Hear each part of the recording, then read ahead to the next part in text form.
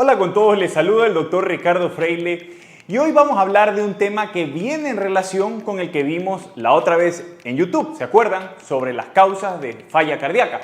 Y estaremos hablando de algo que muchos me han preguntado, la hipertrofia del corazón o miocardiopatía hipertrófica. ¿Qué ocurre cuando el músculo cardíaco se vuelve muy grueso? ¿Cuáles son las causas detrás de esto? ¿Qué debo hacer? ¿Qué estudios importantes o tratamiento? Si quieres saber esto y mucho más, quédate hasta el final del video. Así que, ¡vamos!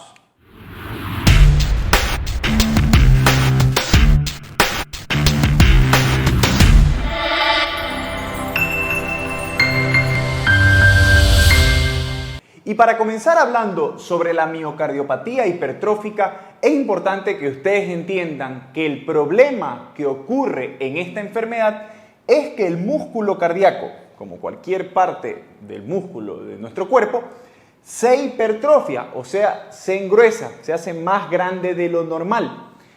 Generalmente más de 15 milímetros, 1.5 centímetros. Y ya vamos a ver con qué estudio uno puede ver qué tan grueso está. Pero es importante entender que esto va a traer consecuencias y problemas que debemos tratar pertinentemente para evitar complicaciones. Y vamos a verlo. Dentro de sus causas es muy importante que ustedes sepan que la hipertensión arterial y la estenosis aórtica, o sea, la válvula principal por donde sale la sangre del corazón, son causas que pueden provocar que el músculo se hipertrofie en compensación a estas enfermedades. Por lo tanto, si yo tengo alguna de ellas, esa puede ser la causa de esta hipertrofia. Pero si no llegase a tener estas enfermedades y están descartadas, y aún así el músculo cardíaco es muy grueso y una característica importante es que se engruesa unas partes más que otras, o sea, lo que se llama es asimétrico. En estas entidades tiende a ser simétrico. Si eso llegase a ocurrir, debemos sospechar que estamos pasando por una causa primaria. ¿Qué significa esto? Algo genético. Y está dicho que entre el 30 al 50% de veces se puede detectar una anormalidad genética. ¿En dónde? En esto, las fibras musculares cardíacas, llamadas, la unidad principal es el sarcómero. Esas fibras musculares deben tener un grosor normal. Pero cuando existe una mutación genética, principalmente en la miosina, que es una cadena gruesa, esto va a hacer que estas fibras crezcan demasiado para la condición que tienen. Y eso, no explicado por otra causa, nos indica que hay un defecto de nacimiento. Esto puede afectar 1 cada 500 personas según las estadísticas, entonces no es algo muy raro. A veces es diagnosticado en etapas de una persona cuando ya fallece o también en condiciones clínicas sintomáticas. ¿Qué es importante que ustedes entiendan hablando de los síntomas? Como muchas enfermedades cardíacas, los síntomas pueden parecerse. Síntomas de falla cardíaca que pueden ser falta de aire, cansancio en actividades rutinarias, puede haber palpitaciones y ya vamos a hablar por qué pueden ocurrir, principalmente por arritmias, latidos anómalos, que muchas veces estos latidos pueden terminar en pérdida del conocimiento o síncope, que la persona se desmaye de un momento a otro o peor aún, con muerte súbita, o sea, que pierda el conocimiento, no tenga signos vitales y tenga una arritmia maligna peligrosa que si no se reanima la persona, fallece. Entonces, es muy importante entender que son formas de cómo puede debutar esta enfermedad. Ahora vamos a ver qué cosas yo debo saber en el diagnóstico, ya que esto es muy importante para ir a buscar el tratamiento. Así que, acompáñenme. Dentro del diagnóstico, ustedes deben saber que el test inicial, como yo les mencioné, en cualquier patología, es hacer un electrocardiograma. Y el electrocardiograma tiene una sensibilidad, que significa la capacidad de encontrar algunos datos. Muchas veces en esta patología se pueden ver unas ondas R que son muy altas, indicando que hay mucha masa muscular que genera más voltaje. Es algo que ya te llama la atención, pero no te dice su causa. Por eso es muy importante siempre terminar haciendo un ecocardiograma, que es la herramienta inicial, en la cual lo más importante vamos a medir esto. El músculo cardíaco, cuánto de grosor tiene, si es simétrico, que nos da sospecha, ver las válvulas cómo están, principalmente la aórtica, y vamos a ver algo muy importante que se llama el gradiente, y te lo voy a explicar qué es esto de acá. Como ustedes pueden ver, aquí, este músculo cardíaco, como está más grueso, se choca, como ven acá, con una válvula que es la mitral. Y ese músculo con la válvula mitral, normalmente cuando el corazón hace la sístole, se contrae, debe salir la sangre. Pero como esto está muy grueso y cuando ocurre la sístole, esta válvula y este músculo se chocan y a veces impiden la salida de sangre correcta, o sea, se llama la obstrucción al tracto de salida de la sangre, por donde debería salir. Y esto obviamente provoca síntomas, como los ven acá. Esto de aquí, que se le conoce en cardiología como el SAM, movimiento sistólico anterior de la válvula mitral, genera una obstrucción. Y obviamente puede traer que una persona al hacer esfuerzo se maree o desmaye, porque no sale la sangre normalmente. Y eso lo podemos medir en el ecocardiograma, muchas veces en reposo o a veces con algo llamado maniobras de Valsalva, en el cual la persona puja y eso puede hacer que aparezca el gradiente. Ahora, vámonos por acá. Es muy importante complementar el estudio con un Holter. ¿Por qué? Debido a que este músculo cardíaco, cuando se hipertrofia, también se mueren muchas células por la mala nutrición, por esas arterias chiquitas que se comprimen con ese músculo, deja de circular y se llena de cicatriz.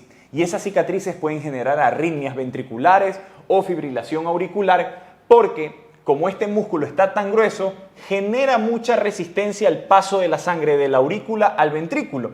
Y eso va a hacer que esa aurícula crezca de tamaño, se llene de cicatrices y generar algo también llamado fibrilación auricular. Entonces, esta entidad es generadora de arritmias y por eso las palpitaciones, es importante hacer un estudio del Holter.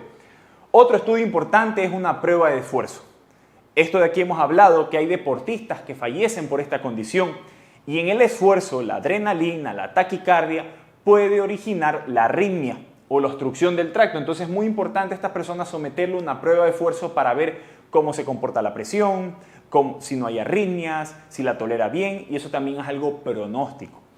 Y en ocasiones, si no hay un buen diagnóstico o hay sospecha, no está claro, la resonancia magnética, como yo les he mencionado en otros videos, es un test muy importante. O sea, es la gama máxima que puedes tener en imagen después del ecocardiograma.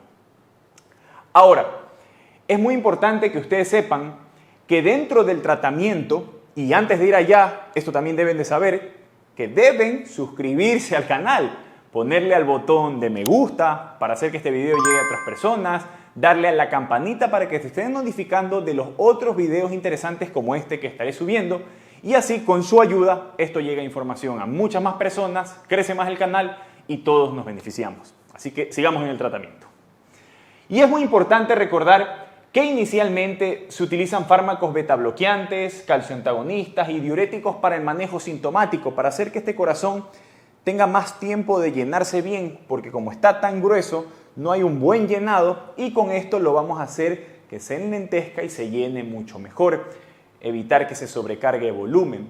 Pero ojo, habíamos hablado de la obstrucción del tracto de salida. ¿Qué pasa si esta persona es refractaria al tratamiento o tiene una obstrucción o un gradiente importante? O sea, no está saliendo bien la sangre. Hay que ver qué hacemos con ese músculo grueso. Y dentro del tratamiento tenemos como elección, esto va a depender también de la experticia o el lugar donde se hace, pero termina siendo la miomectomía, que es una cirugía cardíaca en la cual remueven una porción de ese músculo cardíaco para que pase la sangre normalmente. Otra alternativa también válida es la ablación, que se hace aquí, se mete por un cateterismo, se llega a una arteria que se llama la arteria descendente anterior, una de sus ramas septales que lleva la sangre a este músculo y prácticamente se hace un infarto en ese músculo para que se muera, se cicatriza y se adelgace. Esto también tiene sus pros y sus contras. Entendamos que estamos haciendo un infarto, así que va a depender de la experiencia del profesional que hace esto, buscar una u otra alternativa. Y una opción que está muy discutida es el marcapaso. La idea es un marcapaso bicameral, o sea, con dos cables, que va a tratar de hacer una disincronía en ese músculo cardíaco para que cuando se va a meter, lo que habíamos hablado, este fenómeno que se cierra, se vaya hacia afuera y así permite el paso, pero los estudios dicen que por ahí parece que es más placebo. Hay que ver qué terminan diciendo estudios posteriores, pero si ya tienes el marcapaso puede ser una alternativa probarlo.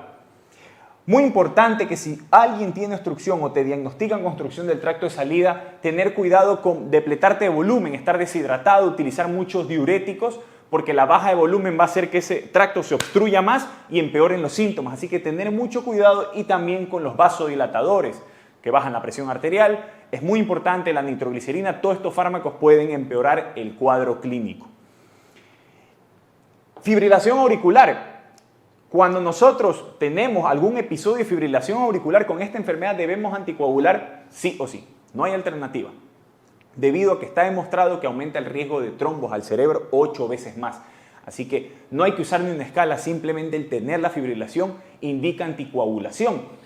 Y por último, como habíamos mencionado, si tienes taquicardia ventricular demostrada, tuviste muerte súbita, presentas algún familiar cercano que ha fallecido antes de los 50 años por una entidad sospechosa como esta, tienes, por ejemplo, mucho grosor, como mencioné acá, más de 3 centímetros del músculo cardíaco, son algunas de las indicaciones de que puedas requerir un cardiodefibrilador implantable. Un marcapaso mucho más grueso que tiene la capacidad de desfibrilar, chocar al corazón, porque esta enfermedad tiene un riesgo de generar una arritmia peligrosa que comprometa la vida. Entonces, si están los criterios, puedes requerir un cardiodefibrilador. Eso va a depender de la evaluación del especialista. Y por último, y no menos importante, el screening, la prevención. Como yo les mencioné, esta es una enfermedad genética y importante, no se lo había dicho, autosómica dominante. Si yo la tengo un 50% de probabilidades de que mis hijos la padezcan y que les pase ese gen anómalo. Entonces, si tengo esa sospecha, es indicado por lo menos uno cada 5 años estudiar a mi hijo o hijos directos con un electrocardiograma, historia clínica, ecocardiograma para ver si aparece un cambio. Si hay la posibilidad, un test genético es muy bueno. Si yo soy el afectado y el test genético me da positivo o me sale un gen, yo ese mismo gen lo puedo buscar en mis hijos, y si tienen positivo, con mucha mayor razón el screening. Pero si tienen negativo, con eso evito seguir haciendo estudios innecesarios porque no lo heredaron. Así que es una buena herramienta que tiene su costo-beneficio. Y la última pregunta importante, ustedes me dirán, bueno, si han diagnosticado esta enfermedad, ¿puedo hacer actividad física? Y aunque últimamente unos estudios han mencionado que las probabilidades de eventos son muy bajas, la recomendación todavía es no someterse a actividades extenuantes, severas, importantes, más preferir el aeróbico, leve a moderado, tolerable, y esto siempre en discusión entre el médico, la familia y el paciente para ver, según tal vez para ti es muy importante el deporte, buscar riesgo-beneficio. Y con esto hemos terminado hablando de la miocardiopatía hipertrófica, un tema que me preguntaron bastante y espero que hayan aprendido mucho y sacado muchas lecciones interesantes, y también puedas compartir esta información con otros que quisieran saberlo. Además, si tienes dudas, preguntas, quisieras saber algo más, déjalo en la zona de comentarios para ver qué otros temas importantes pudiéramos tratar. Si quieres saber más del corazón y temas cortitos importantes, te invito a mis redes sociales como Dr. Ricardio en TikTok y en Instagram. Y no se olviden también que si quieren atención médica, muchos me lo preguntan, pueden... Uy, se me cayó el marcador. Sigamos. Buscarme acá en mi perfil, en la descripción está la página web donde pueden contactarme para alguna cita directa o vía online. Y sin más, y no quitándoles más tiempo, no se deben olvidar que esto es lo que tu corazón necesita.